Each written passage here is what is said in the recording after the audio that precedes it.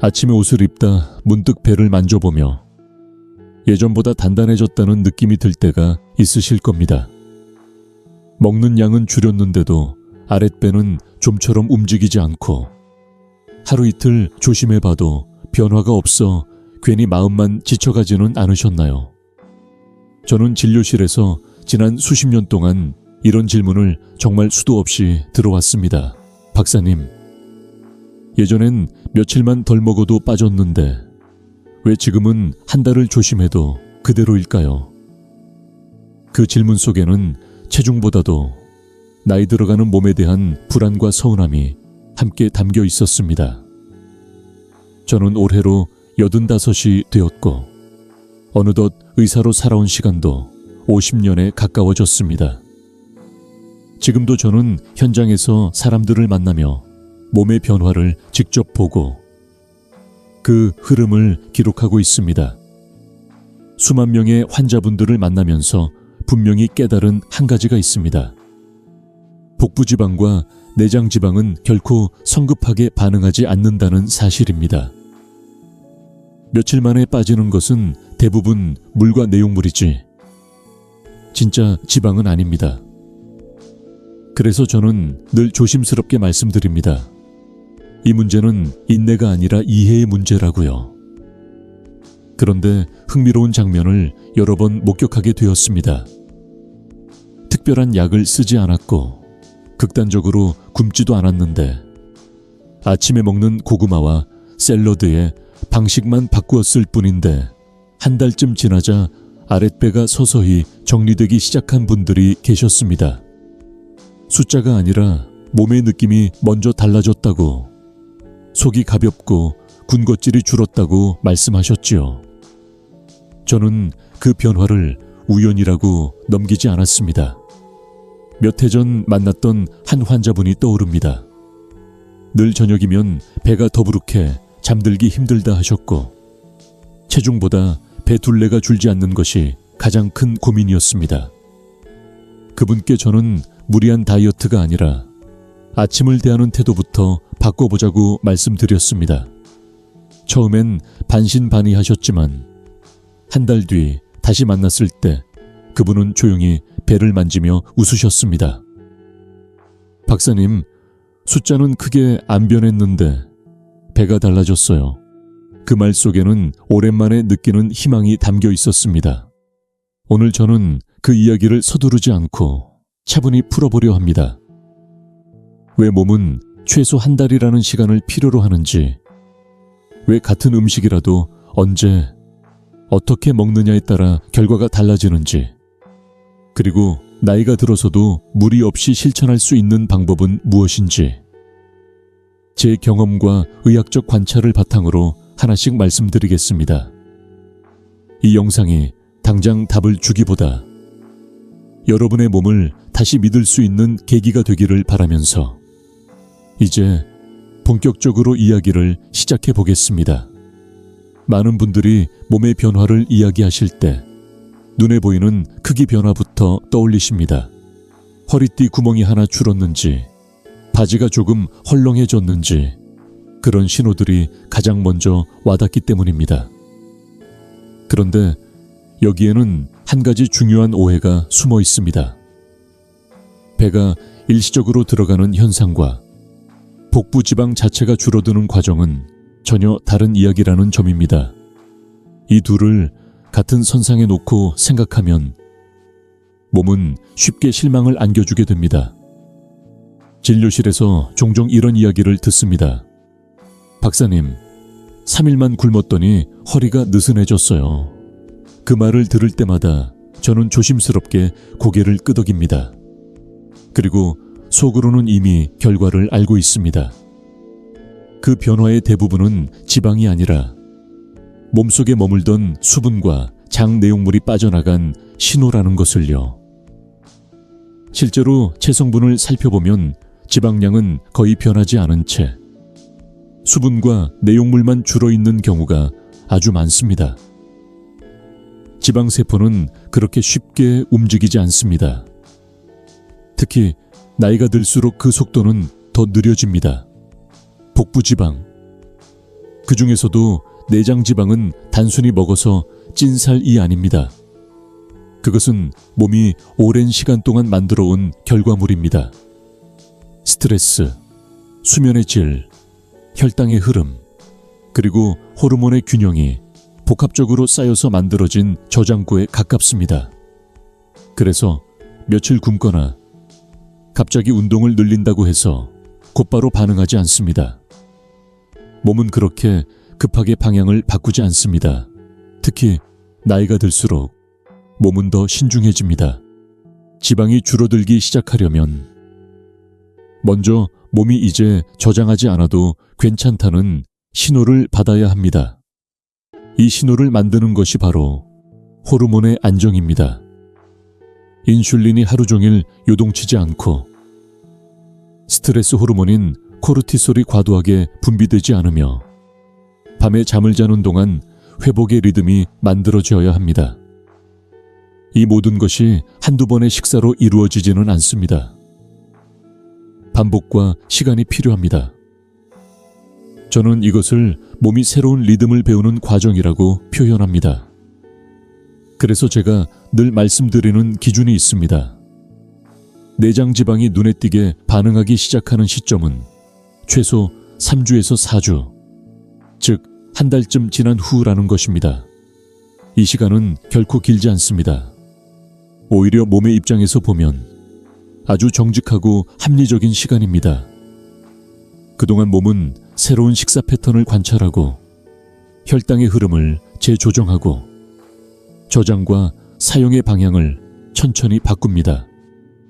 이 과정을 거치지 않으면 잠깐 빠진 듯 보였다가 다시 돌아오는 현상이 반복될 수밖에 없습니다.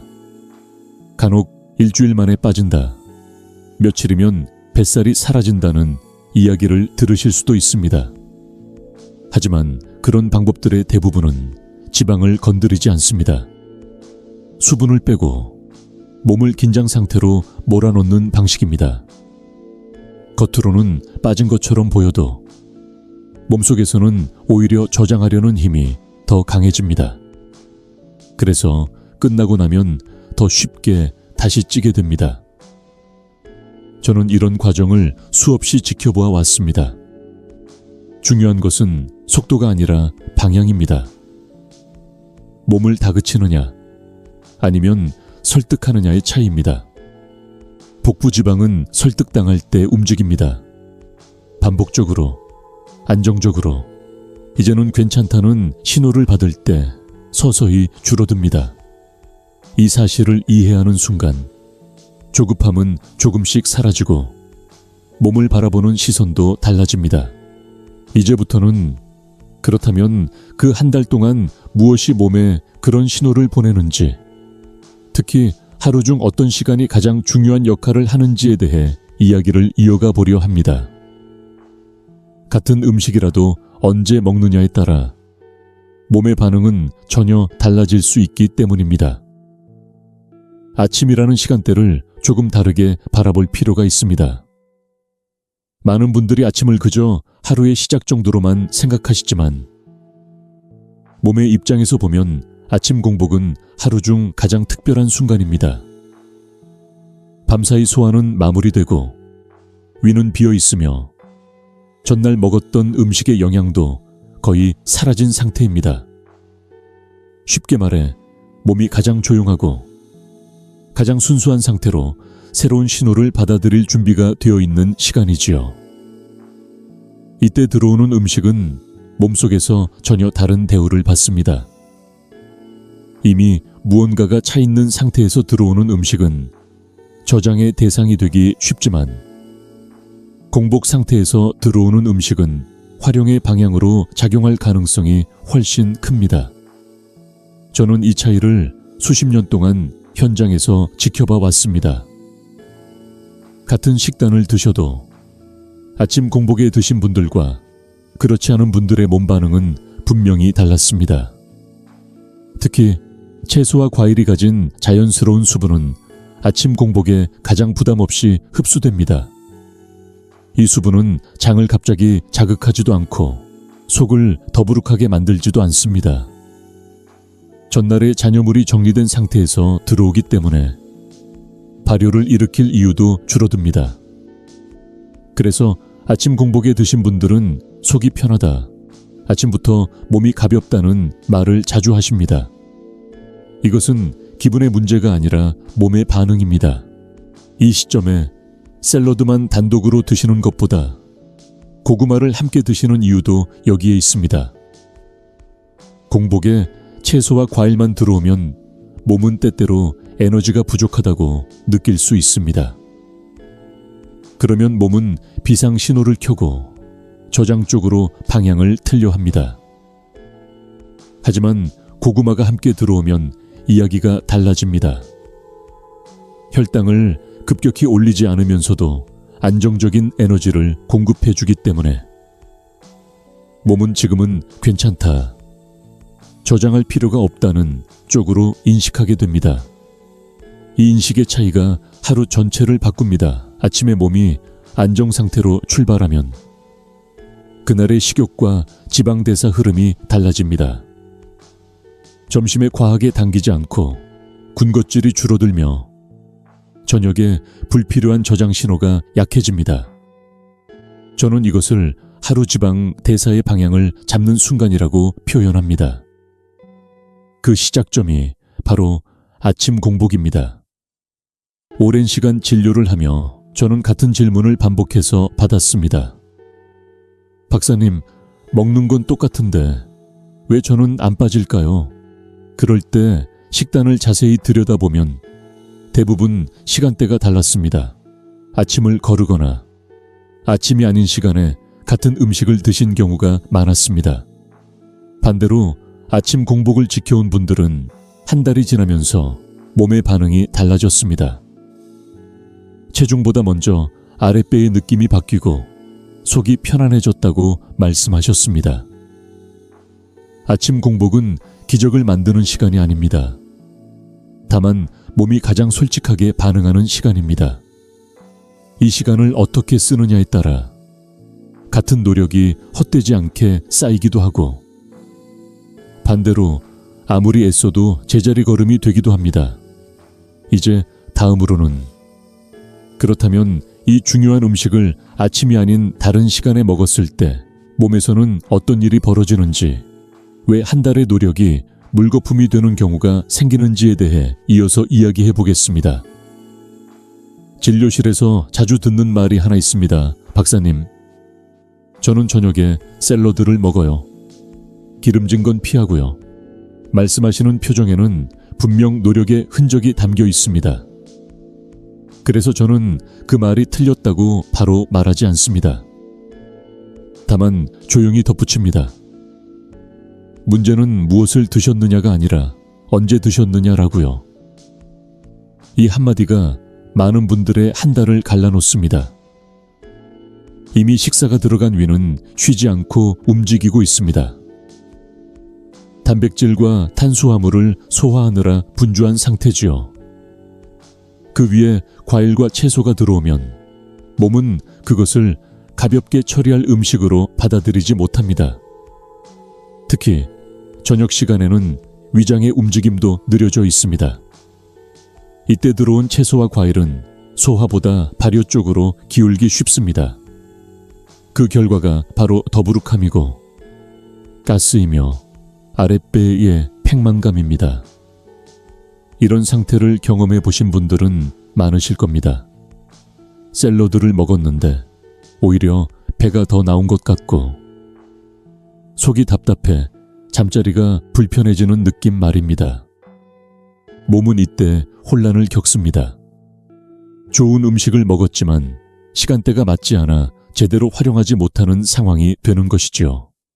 그래서 같은 샐러드라도 어떤 분에게는 가벼움으로, 어떤 분에게는 불편함으로 남습니다. 이 상태에서는 지방 감소 신호가 제대로 전달되기 어렵습니다. 몸은 지금 들어온 음식을 정리해야 할 대상으로 인식하느라 바쁩니다. 저장과 사용을 조율할 여유가 없습니다. 그러다 보니 아무리 한 달을 유지해도 왜 나는 그대로일까 라는 생각이 들게 됩니다. 실제로 식단을 살펴보면 내용은 건강한데 시간만 어긋나 있는 경우가 참 많습니다. 저는 이런 장면을 수없이 보아왔습니다. 식단은 바꿨는데 시간은 그대로인 경우입니다. 그분들께서 가장 많이 하시는 말이 있습니다. 먹는 건 다 바꿨는데요. 맞습니다. 정말 바꾸셨습니다.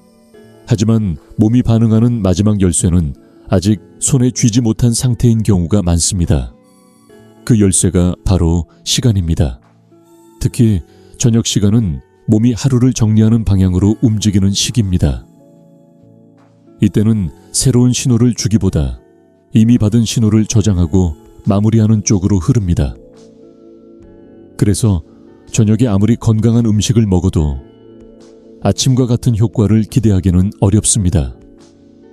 이 차이를 모르고 한 달을 보내면 노력은 분명했는데 결과는 흐릿하게 남게 됩니다. 그래서 저는 늘 이렇게 말씀드립니다. 몸은 내용을 보지 않고 순서를 먼저 본다고요. 언제 들어왔는지가 맞지 않으면 무엇을 먹었는지는 뒤로 밀립니다. 이 사실을 이해하는 순간 그동안 헛되게 느껴졌던 시간이 조금 다르게 보이기 시작합니다. 내가 잘못한 게 아니라 타이밍이 어긋났구나 하고 말이죠. 이제 다음으로는 그렇다면 아침 공복이라는 이 중요한 시간에 어떤 구성이 몸을 가장 편안하게 만들고 한 달 동안 포기하지 않게 도와주는지에 대해 이야기해 보려 합니다. 재료 하나하나가 어떤 역할을 하는지 알게 되면 식단은 더 이상 부담이 아니라 이해가 됩니다. 아침 식단 이야기를 하다 보면 많은 분들이 이렇게 물으십니다. 박사님, 몸에 좋다는 재료가 이렇게 많은데 꼭 이걸 고집해야 하나요? 그 질문에는 이해할 만한 이유가 있습니다. 요즘은 무엇이든 대체할 수 있고 조금 바꿔도 괜찮을 것처럼 느껴지기 때문입니다. 하지만 제가 오랜 시간 몸의 반응을 지켜보며 확신하게 된 것이 하나 있습니다. 아침 공복에 들어오는 재료는 많다고 좋은 것이 아니라 역할이 분명해야 한다는 점입니다. 사과 이야기를 먼저 해보겠습니다. 사과는 단맛 때문에 피해야 할 과일로 오해받는 경우가 많습니다. 특히 나이가 들수록 혈당이 걱정되다 보니 더 그렇지요. 그런데 사과를 껍질째 드셨을 때 이야기는 달라집니다. 껍질에는 당의 흡수 속도를 늦추는 성분이 들어 있습니다. 그래서 단맛은 느껴지지만 급하게 치고 올라오는 단맛이 아닙니다. 몸이 놀라지 않는 단맛이라고 표현하고 싶습니다. 실제로 아침에 사과를 껍질째 드신 분들은 식사 후에 갑자기 졸리거나 단 것이 당긴다고 말씀하시는 경우가 훨씬 적었습니다. 그 다음이 샐러리입니다. 샐러리는 맛이 강하지도 않고 눈에 띄는 단점도 없어 보이지만 이 재료가 빠졌을 때 몸의 반응은 의외로 분명합니다. 복부지방이 잘 빠지지 않는 분들을 살펴보면 장과 복부에 미세한 염증 반응이 오래 남아있는 경우가 많습니다. 이런 상태에서는 아무리 식사량을 줄여도 배가 쉽게 가라앉지 않습니다. 샐러리는 이런 염증 반응을 누그러뜨리는 데 도움을 줍니다. 그래서 속이 편안해지고 배가 더부룩하게 부풀어 오르는 느낌이 줄어듭니다. 이것은 숫자로 재기 어려운 변화지만 몸은 분명히 기억합니다. 파프리카는 이 조합에서 또 다른 역할을 맡고 있습니다. 많은 분들이 아침 식사를 하고 나서도 오전 중에 군것질이 당긴다고 말씀하십니다. 그 이유는 포만감이 오래 가지 않기 때문입니다. 파프리카에 들어있는 식이섬유는 위에 머무는 시간을 늘려주고 씹는 감각을 분명하게 만들어줍니다. 그 결과 먹었다는 신호가 뇌에 조금 더 확실하게 전달됩니다. 아침에 파프리카가 포함된 식사를 하신 분들이 점심 전까지 덜 찾는다는 이야기를 자주 하시는 이유가 여기에 있습니다. 이 세 가지 재료는 각자 다른 일을 합니다. 사과는 혈당의 속도를 조절하고, 샐러리는 복부의 불편함을 가라앉히며, 파프리카는 포만감을 지켜줍니다. 어느 하나가 튀어나오지 않고 서로의 빈자리를 채워주는 구조입니다. 저는 이 균형이 중요하다고 생각합니다. 하나만 강조되면 몸은 다시 한쪽으로 기울어지기 쉽습니다. 그래서 비슷한 재료로 바꿔도 되지 않느냐는 질문에는 늘 조심스럽게 답합니다. 바꿀 수는 있지만 그 역할까지 함께 고려해야 한다고요. 아무 생각 없이 재료를 바꾸면 한 달 뒤에도 같은 질문을 반복하게 됩니다. 왜 안 빠질까요? 그때 문제는 의지가 아니라 조합이었던 경우가 많았습니다. 이제 다음으로는 같은 재료를 쓰더라도 어떻게 다루느냐에 따라 이 식단을 오래 유지할 수 있는지 아니면 며칠 만에 질려버리는지가 갈린다는 이야기를 해보려 합니다. 자르는 방식 하나가 생각보다 큰 차이를 만들어냅니다. 음식 이야기를 하다 보면 많은 분들이 재료와 영양 성분에 먼저 관심을 가지십니다. 물론 그것도 중요합니다. 하지만 제가 오랜 시간 진료실과 일상에서 몸의 반응을 지켜보며 느낀 것은 어떤 경우에는 맛보다도 씹는 시간이 훨씬 더 큰 역할을 한다는 사실입니다. 특히 아침 식사처럼 하루의 리듬을 결정하는 식사에서는 더욱 그렇습니다. 음식을 너무 잘게 자르면 어떤 일이 생길까요? 입에 넣고 몇 번 씹지 않아도 금방 넘어가 버립니다. 배는 아직 준비가 되지 않았는데 음식은 이미 사라진 상태가 됩니다. 그러면 또 뇌는 아직 먹었다는 신호를 충분히 받지 못합니다. 이때 포만감 신호는 늦게 오고 식사는 끝났는데도 어딘가 허전한 느낌이 남게 됩니다. 이런 식사가 반복되면 아무리 건강한 재료를 먹어도 만족감은 쌓이지 않습니다. 반대로 적당한 크기로 자른 음식은 다릅니다. 자연스럽게 씹는 횟수가 늘어나고 입안에서 머무는 시간이 길어집니다. 그 사이에 뇌는 천천히 신호를 받습니다. 지금 음식이 들어오고 있다.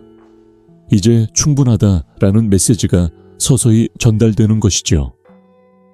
이 과정은 아주 조용하지만 몸에는 분명한 차이를 만들어냅니다. 식사가 끝난 뒤 괜히 더 찾지 않게 되고 군것질에 대한 생각도 줄어듭니다. 제가 자르는 방식을 유독 강조하는 이유는 단순합니다. 이 식단은 하루 이틀 하고 마는 계획이 아니기 때문입니다. 복부 지방과 내장 지방을 다루는 과정은 짧은 이벤트가 아니라 최소 한 달 이상 이어지는 흐름입니다.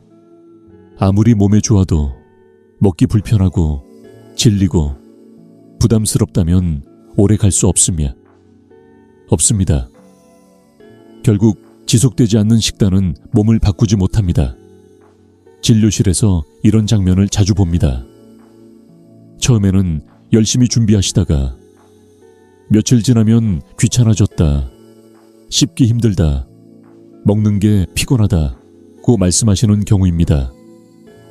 그럴 때 식단을 자세히 들여다보면 재료는 좋은데 자르는 방식이 극단적인 경우가 많습니다. 너무 작거나 반대로 너무 커서 먹기 불편한 상태이지요.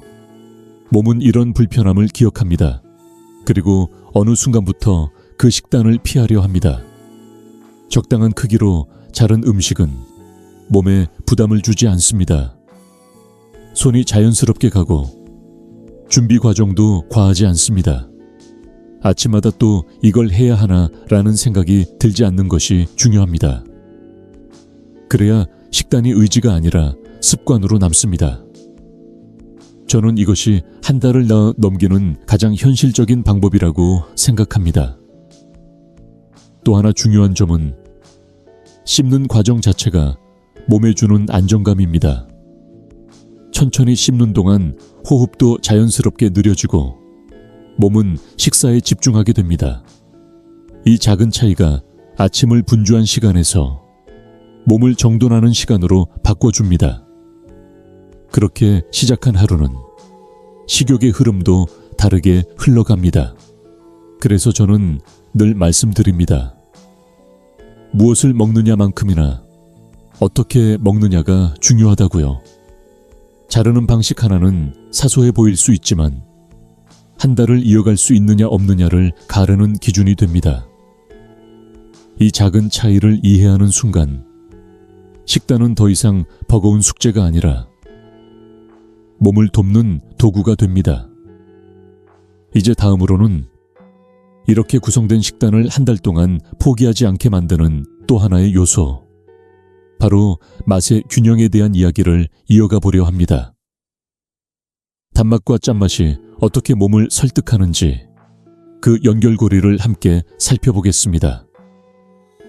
아침 식단을 이야기하다 보면 많은 분들이 한 가지를 가장 두려워하십니다. 맛이 없어서 오래 못할까 봐요. 이 말 속에는 경험이 담겨 있습니다. 처음 며칠은 참고 먹을 수 있지만 어느 순간부터 입이 기억을 하고 마음이 먼저 지쳐버린다는 이야기입니다. 그래서 저는 영양보다 먼저 이 식단을 한 달 동안 버틸 수 있느냐를 생각합니다. 그 열쇠가 바로 단맛과 짠맛, 그리고 신맛의 아주 미묘한 균형에 있습니다. 먼저 소금 이야기를 해보겠습니다. 소금은 살을 찌우는 재료라는 인식이 강합니다. 특히 나이가 들수록 더 조심하게 되죠. 하지만 아주 소량의 소금은 전혀 다른 역할을 합니다. 소금은 단맛을 만들어내는 것이 아니라 이미 존재하는 단맛을 끌어올립니다. 사과의 단맛, 채소의 은은한 단맛이 또렷해지도록 도와주는 역할입니다. 그래서 설탕을 넣지 않아도 충분히 만족스러운 맛이 만들어집니다. 여기서 중요한 것은 양입니다. 제가 말씀드리는 소금은 맛을 내기 위한 것이지 간을 세게 하기 위한 것이 아닙니다. 제대로 사용된 소금은 몸에 수분을 붙잡지 않습니다. 오히려 단맛에 대한 갈증을 줄여줍니다. 아침에 이 균형이 맞춰지면 오전 내내 불필요한 단 것이 당기지 않는 경우가 많습니다. 이것은 의지의 문제가 아니라 만족도의 문제입니다. 많은 분들이 다이어트를 하면서 가장 힘들어하는 순간이 언제인지 아십니까? 바로 뭔가 더 먹고 싶다는 생각이 머릿속을 떠나지 않을 때입니다. 배는 부른데 마음이 허전한 상태입니다. 이때 대부분 단 것을 찾게 됩니다.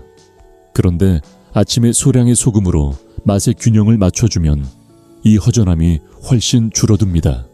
몸이 이미 충분하다고 느끼기 때문입니다.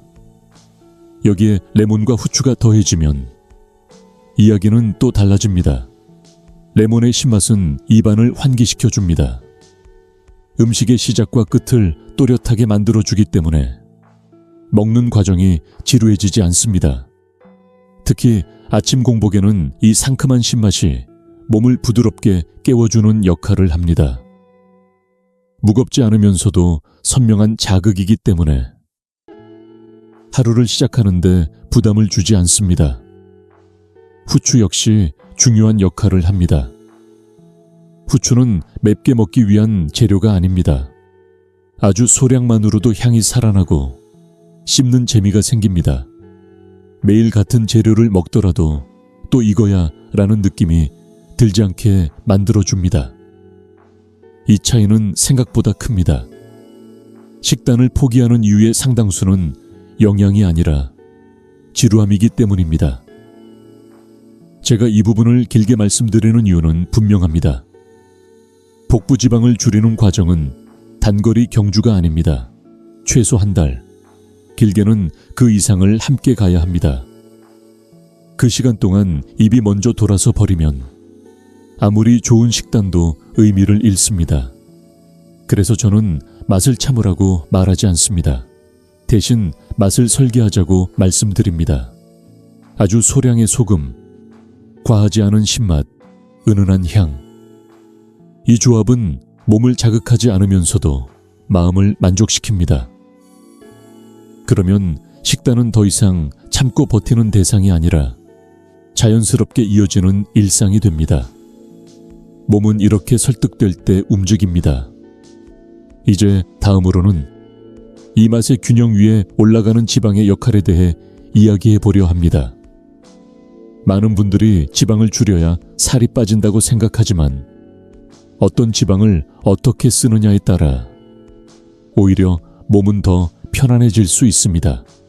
지방 이야기를 꺼내면 많은 분들의 표정이 먼저 굳어집니다.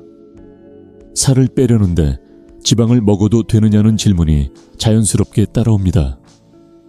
특히 나이가 들수록 기름기 있는 것은 줄여야 한다 는 생각이 몸에 깊이 자리 잡고 있기 때문에 더 그렇습니다. 그런데 저는 진료실에서 오히려 이런 말씀을 드려왔습니다. 지방을 무조건 피하는 것이 아니라 어떤 지방을 언제 먹느냐가 훨씬 중요하다고요. 아침 공복에 소량의 적절한 지방이 들어오면 몸은 생각보다 안정적인 반응을 보입니다. 그 이유는 인슐린의 움직임과 관련이 있습니다. 공복 상태에서 탄수화물만 들어오면 몸은 혈당 변화를 예민하게 받아들입니다. 그러면 인슐린이 빠르게 움직이고 그 반동으로 얼마 지나지 않아 다시 허기나 단 것에 대한 욕구가 생기기 쉽습니다. 하지만 이때 지방이 함께 들어오면 이야기가 달라집니다. 혈당의 상승 속도가 완만해지고 몸은 급하게 대응할 필요가 없다고 판단합니다. 이때 중요한 것이 지방의 성질입니다. 아무 지방이나 괜찮다는 뜻은 아닙니다. 저는 저온 압착된 오일, 특히 생들기름과 같은 형태를 권해드립니다. 높은 열을 거치지 않은 오일은 몸에 부담을 주지 않고 소화 과정도 비교적 부드럽게 흘러갑니다. 아침에 소량을 더했을 뿐인데도 식사 후의 느낌이 훨씬 안정적이었다고 말씀하시는 분들이 많습니다. 이것은 기분이 아니라 몸의 반응입니다. 많은 분들이 경험하셨을 겁니다. 아침을 먹고 나서 얼마 지나지 않아 단 것이 당기는 순간을요. 배는 분명히 부른데 마음 한쪽에서 자꾸만 뭔가를 찾게 되는 상태입니다. 저는 이 현상을 의지의 문제로 보지 않습니다. 대부분은 아침 식사 구성에서 오는 신호의 문제입니다. 지방이 너무 적거나 전혀 없을 때 이런 현상이 자주 나타납니다. 아침에 적절한 지방이 들어오면 몸은 지금은 충분하다는 메시지를 받습니다. 그러면 단 것을 찾을 필요가 줄어듭니다. 이 변화는 아주 조용하게 일어납니다. 갑자기 입맛이 확 바뀌는 것이 아니라 어느 날 문득 오늘은 덜 당긴다는 느낌으로 다가옵니다.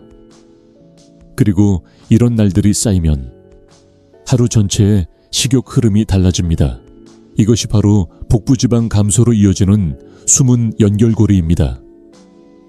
제가 오랜 시간 관찰해온 결과 복부지방이 잘 빠지지 않는 분들 중 상당수는 아침 식사에서 지방을 거의 배제하고 계셨습니다.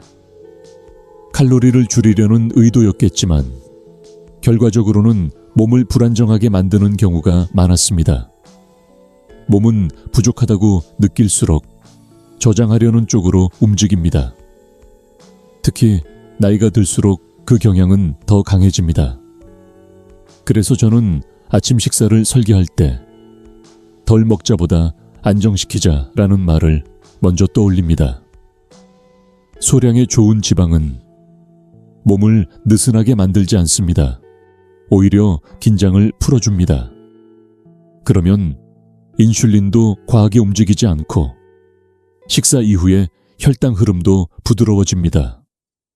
이 상태에서 하루를 보내면 저녁에 불필요한 저장 신호가 줄어듭니다. 중요한 것은 과하지 않다는 점입니다. 한두 숟가락 정도면 충분합니다. 이 정도의 지방은 몸을 무겁게 하지도 않고 소화를 방해, 하지도 않습니다. 오히려 아침 식사의 만족도를 높여줍니다. 먹고도 허전하지 않다는 느낌이 들면 그날의 식단은 훨씬 수월해집니다. 이렇게 맛의 균형 위에 적절한 지방이 더해지면 식단은 비로소 완성에 가까워집니다. 이제 다음으로는 이 모든 흐름을 실제로 눈에 보이는 변화로 만들어주는 요소, 바로 고구마에 대한 이야기를 이어가 보려 합니다. 왜 고구마를 빼면 안 되는지, 그리고 어떻게 먹어야 한 달 뒤 몸이 달라지는지 차분히 말씀드리겠습니다. 고구마 이야기를 꺼내면 반응이 극명하게 갈립니다. 어떤 분들은 다이어트에 웬 고구마냐 고 고개를 젓고, 또 어떤 분들은 그래도 고구마는 괜찮다고 말합니다. 이 차이는 고구마 자체가 아니라 고구마를 바라보는 방식에서 생깁니다. 저는 오랜 시간 진료 현장에서 고구마를 꾸준히 관찰해왔고 분명히 말씀드릴 수 있습니다. 고구마는 제대로 먹었을 때 몸의 변화를 가장 눈으로 확인하게 해주는 음식 중 하나입니다. 고구마는 단순한 탄수화물이 아닙니다. 복합 탄수화물이라는 점이 중요합니다. 몸에 들어오면 급하게 쓰이고 끝나는 에너지가 아니라 천천히 풀리며 사용됩니다.